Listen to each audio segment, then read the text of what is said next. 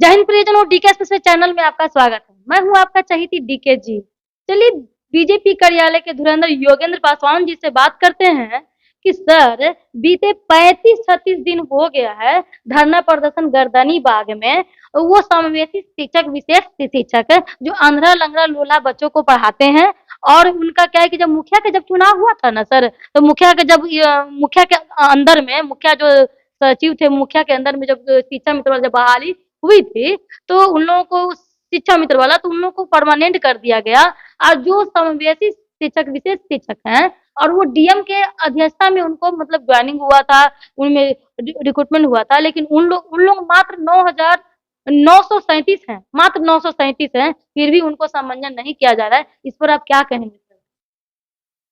सरकार को इस पर विचार करना चाहिए, क्योंकि वे लोग वैसे लोगों को पढ़ाते हैं जिनको कोई नहीं देखना चाहता, न उनको सहयोग करना चाहता। तो वे लोग निरीह लोगों की सेवा में लगे हुए हैं। तो इनके प्रति भी बिहार सरकार को चाहिए कि सम्मान पूर्वक विचार करे, और विचार करके उनको भी सरकारी कर्मचारी बनाने की दिशा में कार्य करे। सर मतलब कि कह रहे थे ये कि मतलब कि उस समय भी तो आप दोनों का भी तो गठबंधन था, फिर भी इस पर क्यों नहीं संज्ञान लिया गया सर? देखिए, सरकार का मुखिया कौन था, ये हाँ, सारा समझ चीज रहे हैं। निर्भर करता है मुख्यमंत्री। यानी कि उस समय आपकी भी आप चाहते थे, लेकिन उनका मतलब चलती नहीं चला। देखिए, कई ऐसे महत्वपूर्ण विषय रहते थे जिसको बीजेपी चाहती थी कि ये हो, लेकिन करना तो उनको था।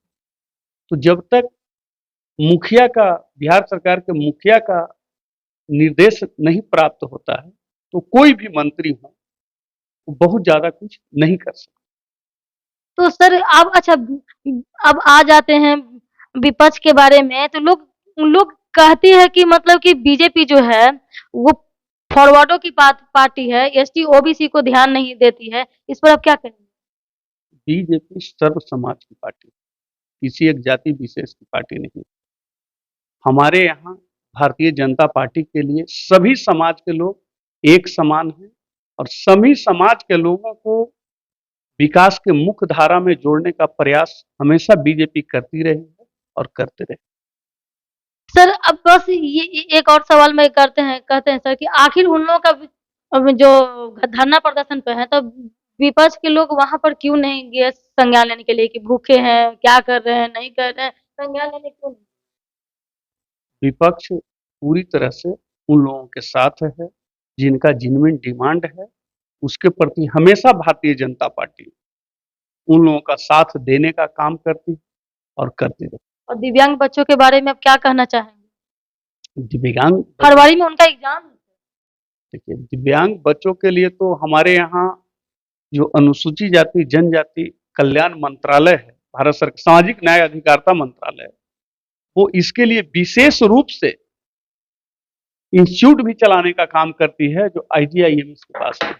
दिव्यांग लोगों को कैसे विकास के मुख्य धारा से जोड़ा जाए और उनकी दिव्यांगता को दूर किया जाए, इस दिशा में भारत सरकार काम कर रही शिक्षकों के बारे में क्या कहना चाहेंगे? 2 शब्द है।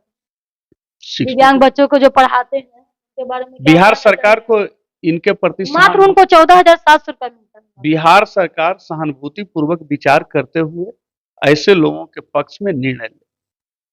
जय हिंद सर। सर बता रहे थे कि दिव्यांग बच्चों के बीजेपी जो है बहुत उनके प्रति जो है संवेदनशील है और प्रकार करेगी, और बस यही कहना चाह रही है बीजेपी कि मतलब कि मेरे तरफ से जो भी जब भी होगा वो मतलब कि आपके हित में ही होगा। चलिए जय हिंद। देखते रहिए डीके चैनल में। लाइक शेयर कमेंट सब्सक्राइब करें। फेसबुक पर हो तो फॉलो करें।